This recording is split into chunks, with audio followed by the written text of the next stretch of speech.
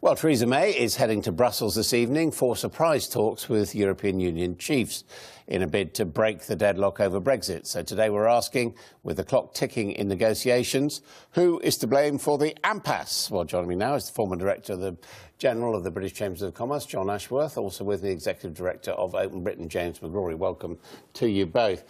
John Longworth, what do you think has gone wrong in these talks? Well, clearly, and not unexpectedly, Brussels are spending it out. They want to extract as much from the UK as possible. They are using excellent and normal negotiating tactics. The UK has failed to actually negotiate in a proper manner, mainly because they've been undermined by the Treasury and Philip Hammond. And, of course, what the UK should have done was to declare that we are quite prepared to move to World Trade Organization rules, because if you're not prepared to leave the table, then the other side don't take you seriously. So you think it's our fault because we haven't been tough enough? We haven't been tough enough. Obviously, you know, when you say it's fault, the truth of the matter is, of course, you know, who want to be a member of a club that behaves like this?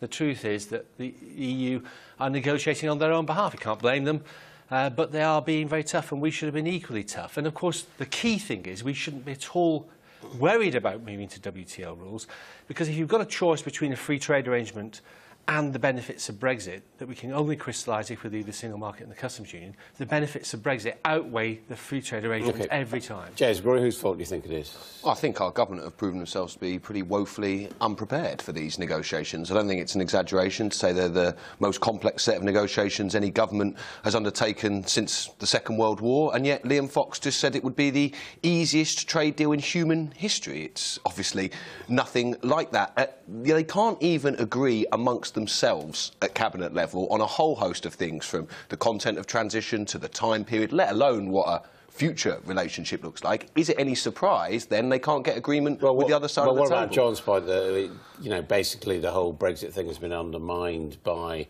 Ramonas like Philip Hammond not being prepared to be tough enough with the EU? I think Philip Hammond is a pretty lonesome voice of sanity in the cabinet at the moment that's actually getting to grips with some of the real tough decisions that are going to have to be made, some of the compromises and trade-offs that are going to be inherent in these negotiations. That, you know, we are still, as a government, promoting the threat that John wants to see. We're saying we'll walk away from the table. We're putting forward this preposterous mantra as a government and a country that no deal is better than a bad deal. I don't think it's a lack of posturing. I don't think it's a lack of toughness. It's a lack of agreement amongst ourselves at cabinet level about what we want, and B, just a lack of preparation.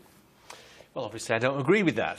What the Prime Minister should now do is remove the Chancellor and replace him with somebody who's actually grasping the opportunities of Brexit and prepared to actually take the economy into a place where we'll be richer than we otherwise would have been, rather than poorer. What he's trying to do at the moment is salvage some of what we have, pay more for it, and, of course, have no say. We can only, by definition, be worse off as a consequence of that. But you're saying, basically, we shouldn't worry about walking away?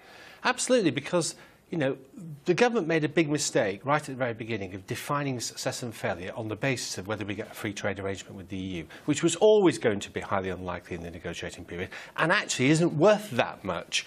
The real benefits of Brexit can only accrue once we've left the single market and the customs union, because then we're allowed to crystallise them. Those two institutions prevent us from doing so.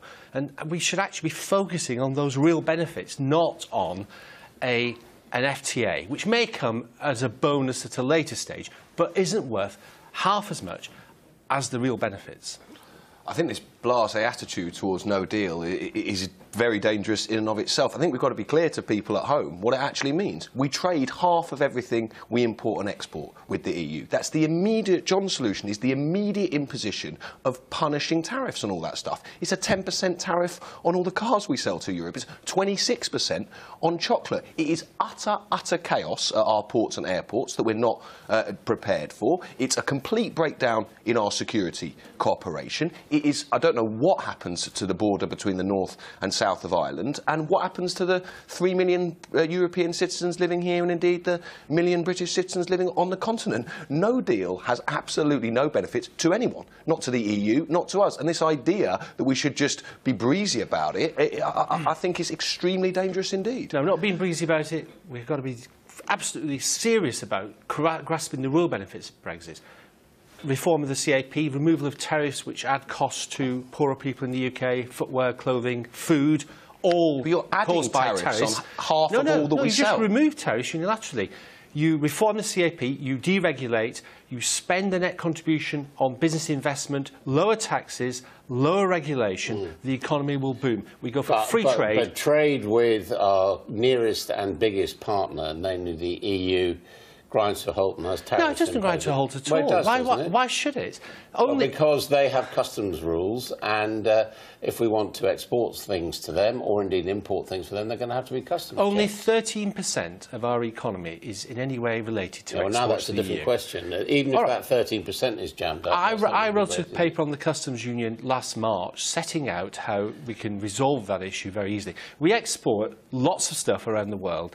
The World Bank report 6 weeks ago indicated, surveying 19 countries, most of which are not in the EU, that only 2% of goods around the world are ever inspected. And for a very good reason, because all goods carry documentation. In fact, documentation issued by Chambers of Commerce under a 1922 treaty that defines origin and content so that goods don't have to be inspected at ports.